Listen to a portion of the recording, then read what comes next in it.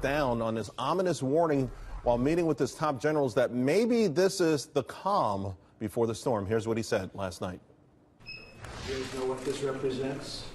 Well, maybe it's the calm before the storm. What's the storm? Could be the calm before the storm. What storm is We have the world's great military people in this room, I will tell you that. And we're going to have a great evening. Thank you all for coming. Thank you.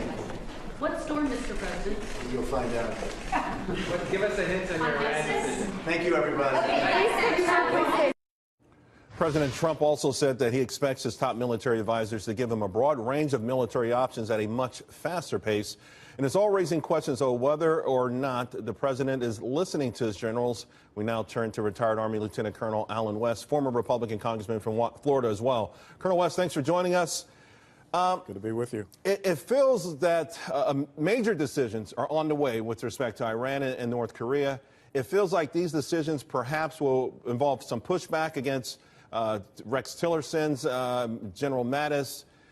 And it also feels like President Trump has drawn a strong, rigid, red line with respect to North Korea. Where do you think we are right now? Well, Charles, I tell you that if you're going to have an effective foreign policy, you have to also make sure you have a credible military deterrent. And I think that's one of the important things that we need to have on the table. And I think that's some of the options that the president is looking to those military leaders from the Pentagon to be able to present. Let's understand that we're living in a very dangerous time. I know that we have been so concerned about what has happened in Las Vegas, and all of my condolences to those who have lost their lives there. But we lost 3 U.S. Army Special Forces Green Beret this week in the country of Niger due to an ambush from al-Qaeda in the Maghreb. That's an organization that has grown in North Africa, and they're starting to extend their reach in sub-Saharan Africa. Right. And we know about in Nigeria, Boko Haram. So I think the president needs to sit down and look at what I call the geographic combatant commands, the PACOM, the AFRICOM, CENTCOMs, and we need to start looking at an effective strategy that is threat-based and unfortunately move us away from this budget-based military that we have so decimated. And by the way, I think the death toll has now gone to 4. I'm going to check on that, but I think I saw that breaking news. Colonel West, please stay with us because I want to bring in the panel now. Fred Fleitz is a former CIA analyst currently with the Center for Security Policy, and Kayleigh McEnany is the spokeswoman for the RNC. Kayleigh, let me go with you here because a lot of what we're seeing also is the mainstream media stoking the notion of infighting, of disruption, of total disarray, dismay, if you will, within the Trump campaign, Trump organization. This week, it was Tillerson versus President Trump. Yeah, the media is stoking the narrative, as they always are. They're making false stories. We saw Rex Tillerson come out and forcefully deny that this was ever said in the form of his spokesperson after he said those comments earlier. They're creating discord. It's doing a disservice to the American people, particularly when the times are as perilous as they are now on the foreign policy front. When President Trump tweeted that Tillerson might be wasting his time with Bomb Boy or something to that effect, does that interfere, or is it to what Colonel West was sort of alluding to? In this situation, you've got to have someone who's coming on really, really strong, particularly as you're trying to negotiate a democratic solution. Certainly, you have to have both. And I think President Trump is being a realist when he says it doesn't appear that, Rocket Man, as he calls him, is really interested in negotiations, particularly when he's shooting off ballistic missiles at the rate he is. Fred, the anxiety, though, the knot is getting tighter and tighter. We can feel it. We sense, I think, almost everyone, that something is going to happen very shortly. When President Trump starts to talk about doing what he must do, people don't want to hear it, but to Kayleigh's point, it seems like he is being realistic.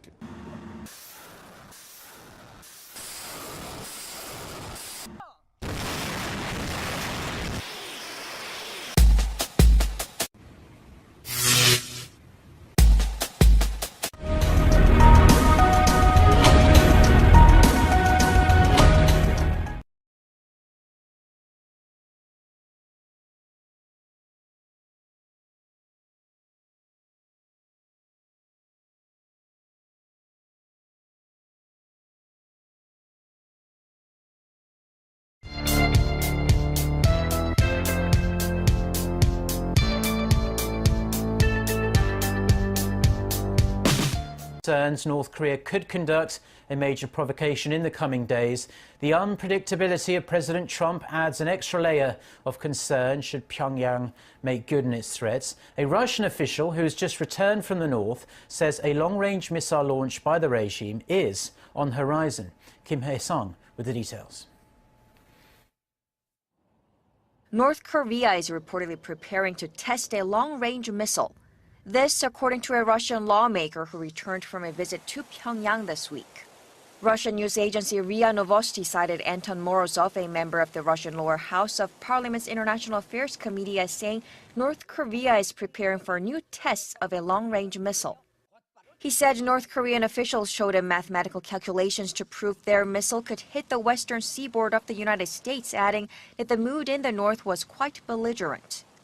There are also reports the North may test a missile or conduct a nuclear test around October 10th, the anniversary of the founding of the ruling Korean Workers' Party. Reuters quoted a U.S. official in Washington as saying there had been indications North Korea could be preparing for a missile test on or around October 10th, but did not elaborate on what form it might take. The North has accused U.S. President Donald Trump of declaring war after he warned the regime would be totally destroyed if it continued to threaten the United States and its allies. North Korea's UN ambassador at the UN last month. Should the U.S. ignore the repeated warning and punch open the DPRK with military force at last, the DPRK will inflict the punishment which is the power of self-reliance and self-development.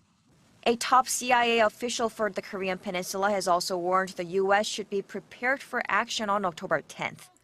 While concerns are growing, some experts have also cautioned that in the past, North Korea has not staged launches despite indications it would. Kim Hae-sung, Arirang News.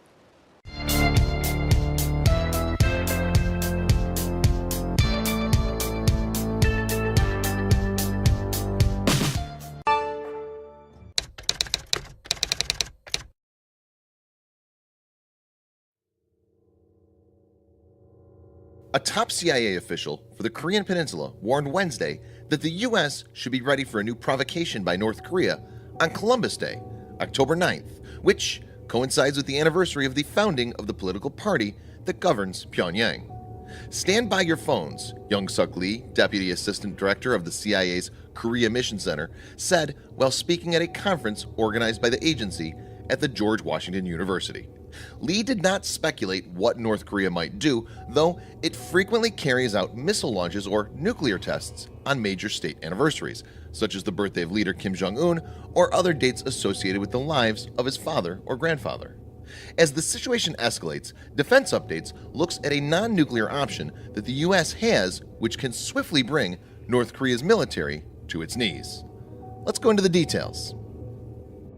Number 5. Nukes were first used by the U.S. against Japan in 1945 during World War II. The U.S., Russia, China, and other countries have set off more than 2,000 nuclear test blasts since 1945.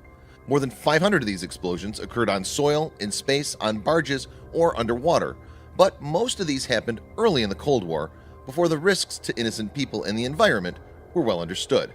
Now we know much more. The problem with nuclear explosions is that they create radioactive fallout.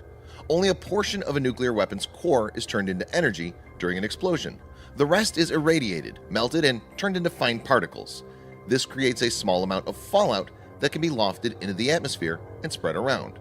A major nuclear strike on North Korea will have repercussions on the adjacent countries, namely South Korea, China, Russia, and Japan, as the atmosphere is likely to get polluted with the radioactive fallout. The problem with nuclear waste doesn't come to picture with Moab. Number 4.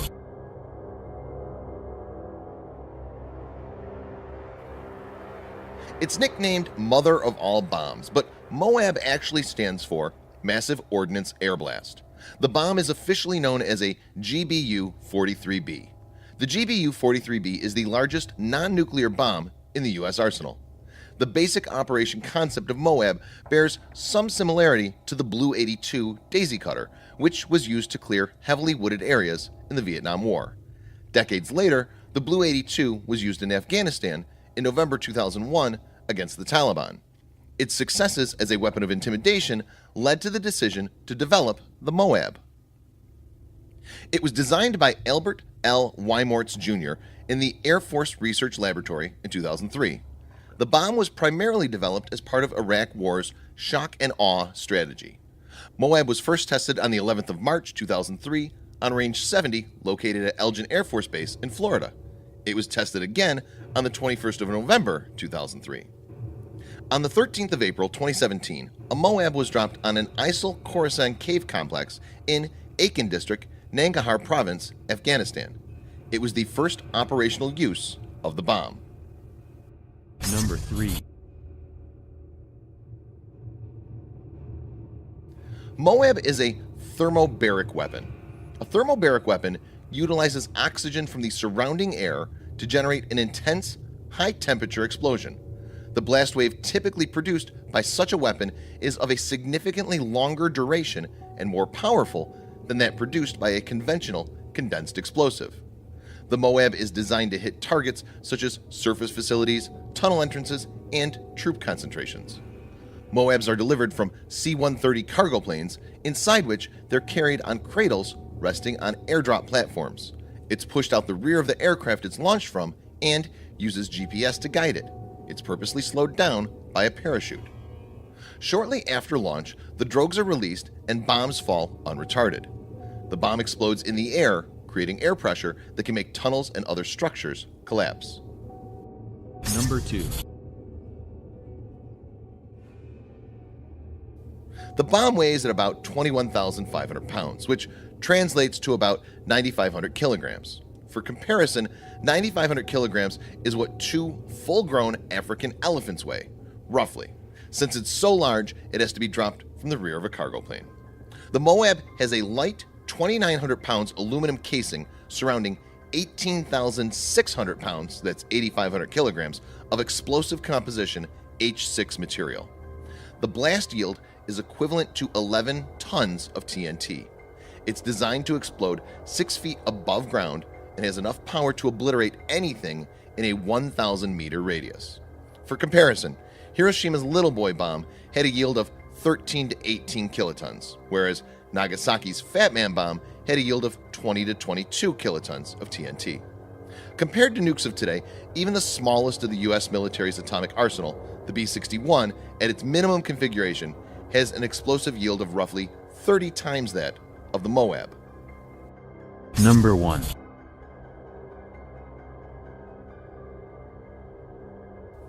According to experts, Moab costs around $16 million per unit. So far, the U.S. military has spent $314 million on production of these. USA has 14 of these ready to use anytime. Since the bomb is based on relatively modest technological concept, a large number of these can be quickly manufactured.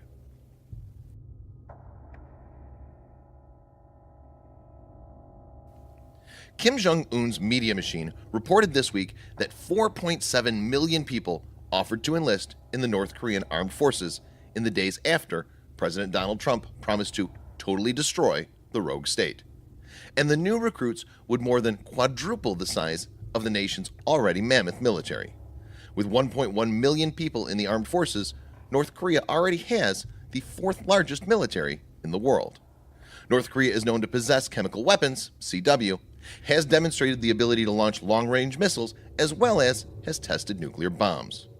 A war with North Korea will be a race against time, since giving North Korea a chance to retaliate will result in catastrophe.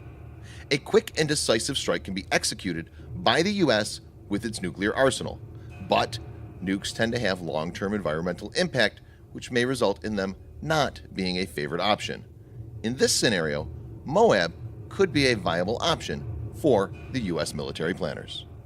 Thanks for watching. Subscribe for more videos like this. Hit the like button if you find the video interesting, and kindly provide your feedback in the comments section. As generals, we now turn to retired Army Lieutenant Colonel Alan West, former Republican congressman from Florida as well. Colonel West, thanks for joining us. Good to be with you. It feels that major decisions are on the way with respect to Iran and North Korea. It feels like these decisions perhaps will involve some pushback against Rex Tillerson's, General Mattis. And it also feels like President Trump has drawn a strong, rigid, red line with respect to North Korea. Where do you think we are right now? Well, Charles, I tell you that if you're going to have an effective foreign policy, you have to also make sure you have a credible military deterrent. And I think that's one of the important things that we need to have on the table. And I think that's some of the options that the president is looking to those military leaders from the Pentagon to be able to present. Let's understand that we're living in a very dangerous time. I know down on this ominous warning while meeting with his top generals that maybe this is the calm before the storm. Here's what he said last night. You guys know what this represents? Well, maybe it's the calm before the storm. What's the storm? Could be the calm before the storm. What storm, Mr. We have the President? world's great military people. that we have been so concerned about what has happened in Las Vegas, and all of my condolences to those who have lost their lives there. But we lost 3 U.S. Army Special Forces Green Beret this week in the country of Niger due to an ambush from al-Qaeda in the Maghreb. That's an organization that has grown in North Africa, and they're starting to extend their reach in sub-Saharan Africa. Right. And we know about in Nigeria, Boko Haram. So I think the president needs to sit down and look. This room, I will tell you that. And we're going to have a great evening. Thank you all for coming. Thank you. What storm, Mr. President?